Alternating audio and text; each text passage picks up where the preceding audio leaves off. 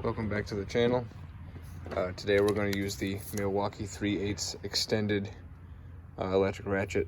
Had a few requests of people showing it in action, so I've tried to get a few shots.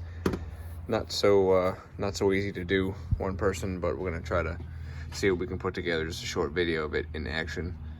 Some of it is me trying to spin it up, ramming on a bolt. Some of it is me just trying to put it on there and hit the trigger and see what happens. It's also me using it properly, breaking a bolt free, and then using the electric circuits. So let's see what it does, and hopefully you guys get a better idea what this tool is about.